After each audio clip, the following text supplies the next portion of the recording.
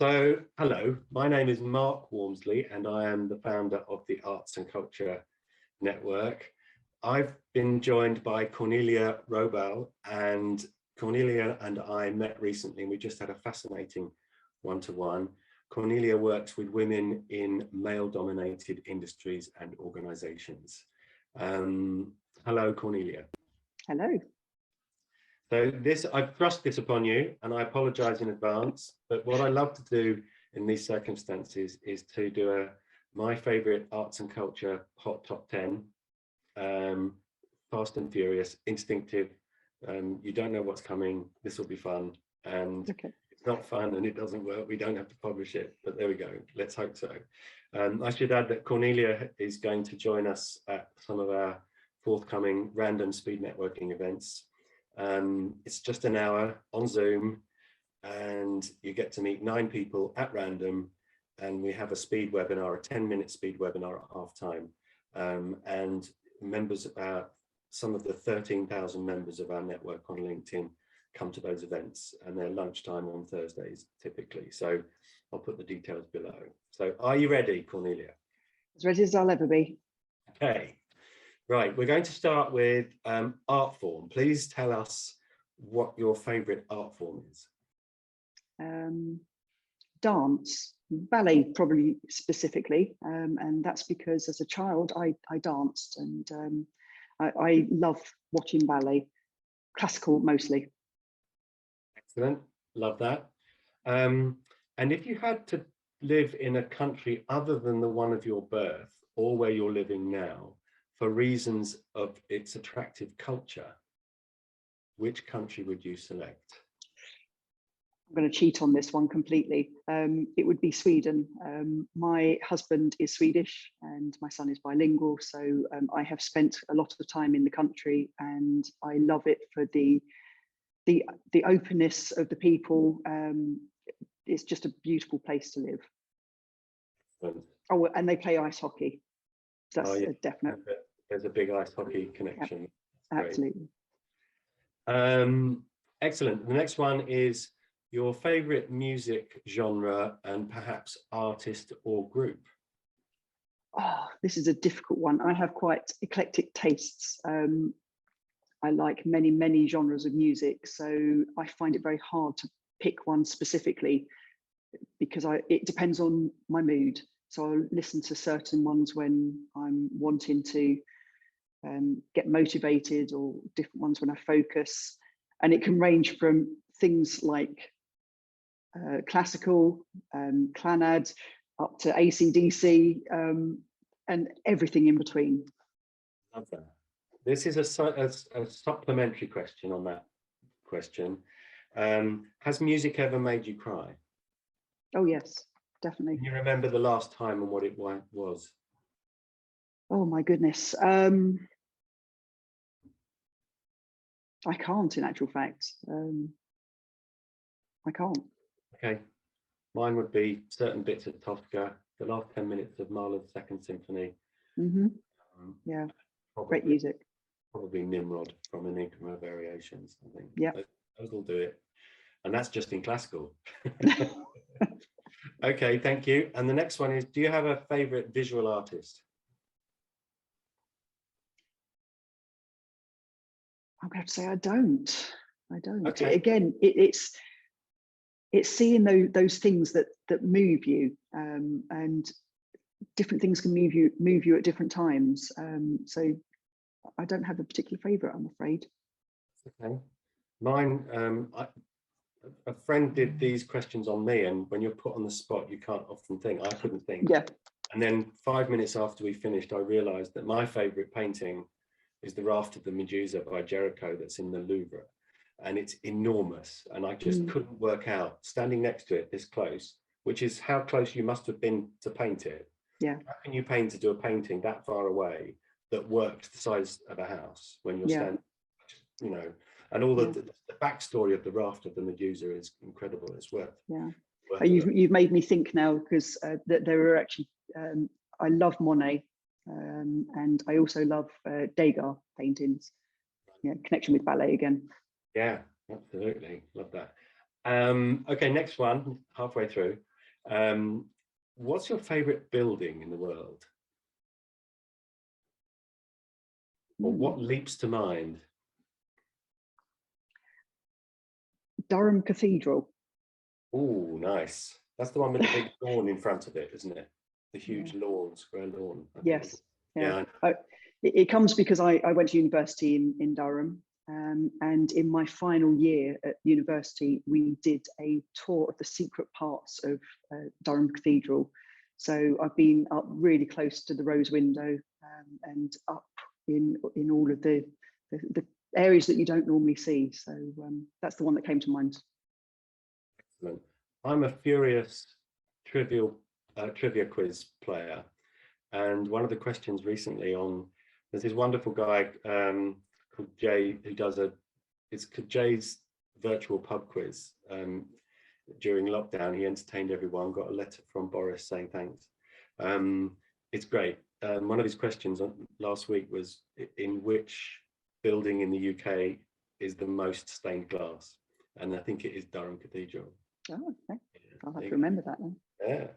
Okay, that's that one. Do you have a favorite author or writer?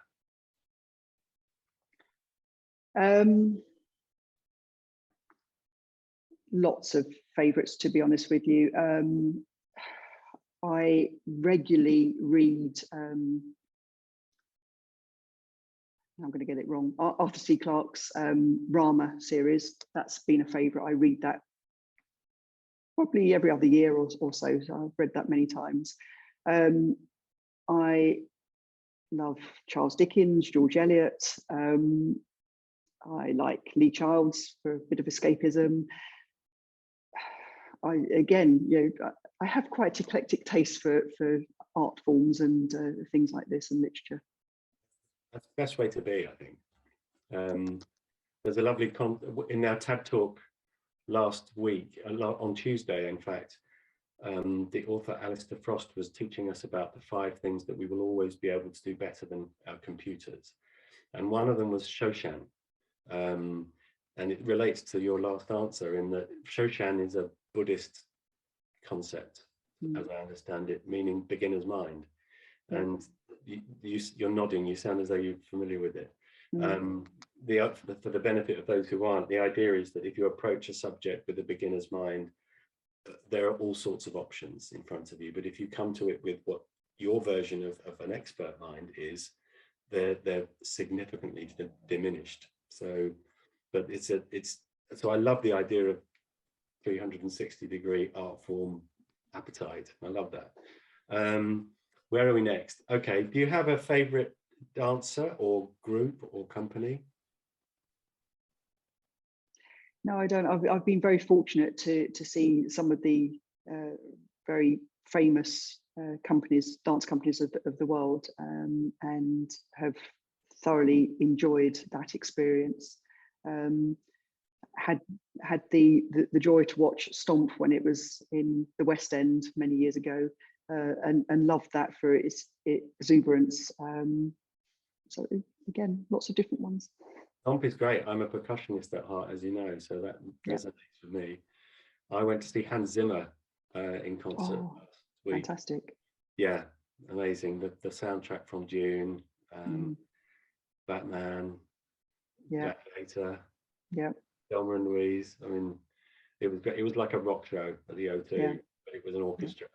You know, he's done more. Sounds fantastic. It was just amazing. He's done more for the symphony orchestra than anyone else I can think of in recent years, with the exception perhaps of John Williams and Howard Shore with Star Wars and Lord of the Rings. Isn't it funny? The vast majority of the few classical music fans in the country have been introduced to it through film, which is a beautiful segue to my next question, which is your favorite movie. Oh dear. Become very aware that I have no favorites for things, or have lots of favorites, perhaps is the other way of looking at it. I love the film Lady Hawk, again, a big favorite of mine. Dune, Star Wars, oh dear. Memoirs of a Geisha, Yeah, I love that. There's so many that I love to watch and will watch again and again. Yeah, I think that's the key. It's something you can watch again and again, which and find something new in it pretty much every time. Yeah. Great. And finally, then, a recent discovery in an art form that you'd like to share with me that I should go and look at. It could be a book, a show, a musician, a film, or... Oh my goodness, I'm drawing a blank on this one. That's a difficult question. Do you use Spotify, for example? No. Oh, okay. That's that question finished. I stick it on discovery mode, and it's just been great. Spotify has a lot to answer for in that it's stripping musicians of hard-earned cash, but and you have to have something like 40 million streams to make a quid. You know, that's ridiculous. Oh, but the benefit for us is that we're exposed to music and new musicians and new ideas that we wouldn't otherwise have found. For example, I've discovered a singer called Little Law, Little Lore, sort of Americana with a British slant, singer-songwriter. Great, you know, some great lyrics in there. Like I've resorted to Reading Your Stars for somebody who's just broken up. You know, that great stuff. Worth looking for on Spotify. Well, I'll have a look for that one. Yeah, that would be my suggestion. And okay, so perhaps you'll have to ring me when you discover something to answer. Yeah, yeah. It's that sort of thing where you don't really think about it. You come across something new and you think, oh wow, that's absolutely fantastic, but it doesn't sort of register in a way. So you know, I'm not thinking of. There's probably loads of things that I've seen for the first time recently, but just haven't really been conscious of that. So therefore, it hasn't stuck in my mind. Okay, that's fine. And of all of those things, in true Desert Island Disc style, which will probably get this banned, for even saying it, if you could only keep one of the things that you've mentioned in the last 10, what would it be? Oh, it'd have to be books. Okay. Absolutely have to be books. Yeah. Okay. Excellent. That was great fun. I'm sorry to put you on the spot. That's quite okay. Excellent. Thank you very much, Cornelia. That's kind. No problem at all.